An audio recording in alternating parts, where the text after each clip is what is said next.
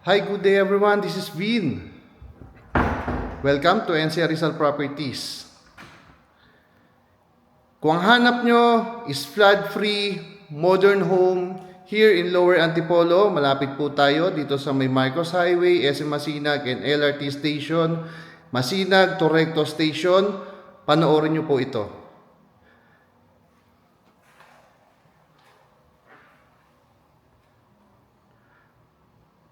Okay, so yung parking space natin kanina, nakita nyo naman po, is good for one carport vehicle.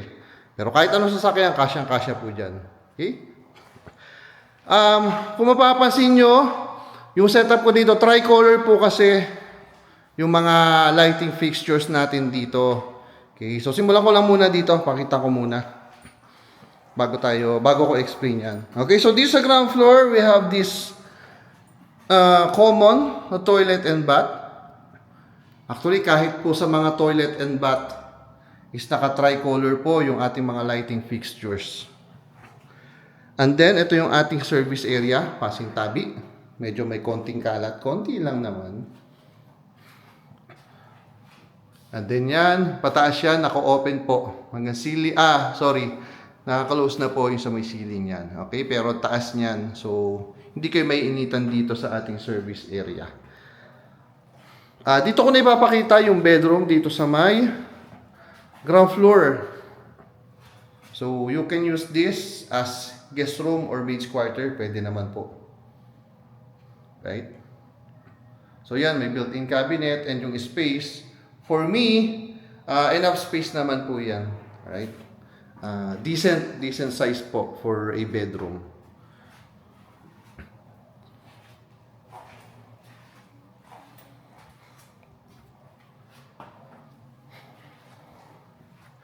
And then, ito yung ating kitchen area.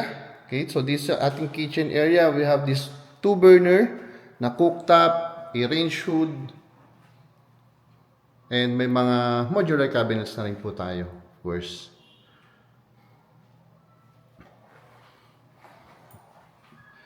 And then, ito yung ating dining area. May bar counter dyan. Ito yung ating ceiling. Of course, naka-cove ceiling siya with cove lights. So, yung mga yan po is mga tricolors po yung mga yan. So, kung mapapansin nyo, sinet up ko siya as warm white. Okay? So, kasi itong ating Sputnik chandelier or modern ceiling light, naka-full white naman po yan or naka-daylight yung setup. So, ang ginawa ko, nag-warm white na lang po ako doon sa ating mga pin lights and doon sa ating cove lights. Okay? Pero tricolors po yan. So basically, etong space na to, may map pa, pasensya, hindi ko natanggal. Ito yung ating magiging dining area. Okay? So sa tapat po nito, yan, yung space na yan, sa baba niyan, yan yung ating magiging dining area. Then, meron tayong bar counter. And then, ito yung ating magiging living area. So, ayan yung ceiling niya. Parehas lang naman. Then, ito yung ating magiging feature wall.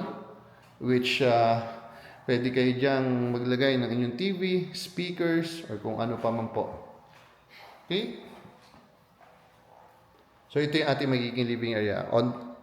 Then, sa spot na yan, pwede kayo maglagay dyan, of course, ng sofa. Okay?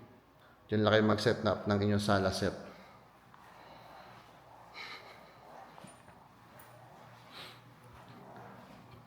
Okay, ito hindi ko nabubuksan. Pero yung ilalim ng hagdan, yan nakikita nyo na yan. Ito. So, yan po yung ating storage area.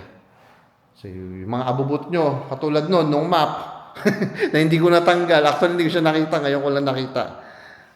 Diyan po dapat nakalagay yon, diba? Hindi dapat pakalat-kalat. Okay?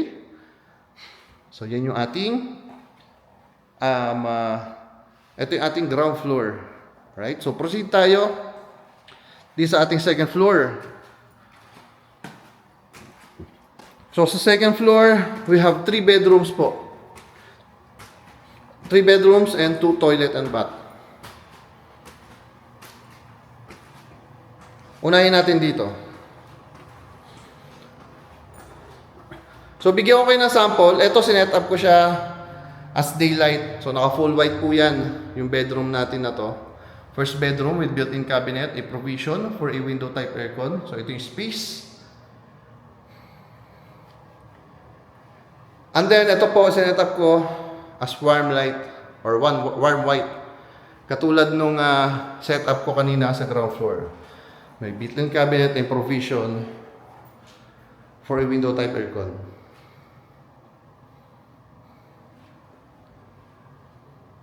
So paggabi, para sa akin, mas gusto ko i-set up ng warm white. Okay, pagkagabi.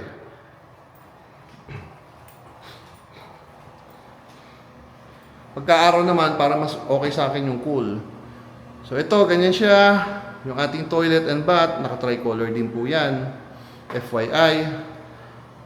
Of course, ayan. Full toilet and bath po tayo. So, gagamit nito is yung gagamit noong 2 bedrooms na pinakita ko kanina.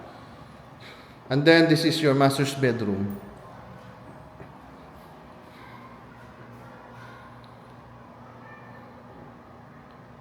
So, yung space for the master's bedroom.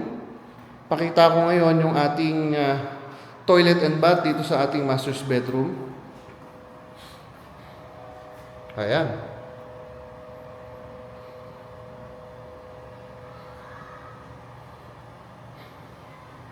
So, parang nakikita ko na lang na dito, siguro po, costing nyo na yun, sa cost nyo na yun. Tawag dito? Shower enclosure. Yan, of course, shower enclosure. Then, may shower niche na rin kayo dyan. Mga lagayan po ninyo ng inyong mga sabon, shampoo, lalo na po yung ating mga asawa. Diba? Ayan. So, ito yung space ng ating master's bedroom po.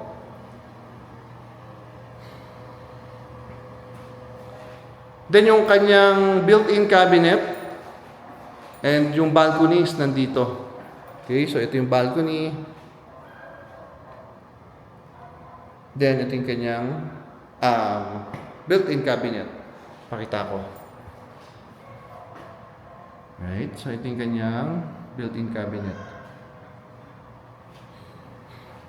Okay, review tayo. Again, we're here in Lower Antipolo. Sabi ko sa inyo kanina, hindi kayo babahain dito. Even Ondoy, dumaan po ang Ondoy, hindi naman po talaga binaha ito. And malapot po tayo. Malapot. Malapit. sorry. My fault. Malapit po tayo sa Marcos Highway.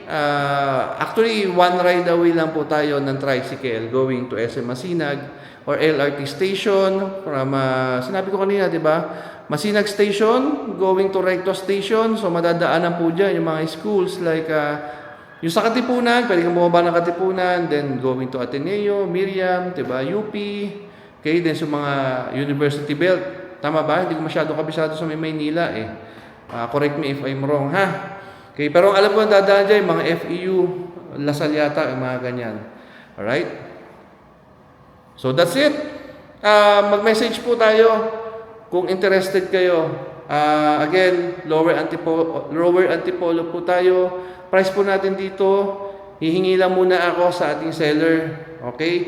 Pero disclaimer lang po, baka kasi may mga, yung iba sa inyo, may nababasa sa description. Diba? Minsan kasi hindi na namin nababago, pero mas maganda para updated kayo. Mag-message kayo sa amin. Okay? Hingin nyo kung magkano talaga yung updated price. Alright? Kahit nabasa nyo na yung sa description. O, yun lang. So, that's it. Again, my name is Vin po ng NCR Rizal Properties.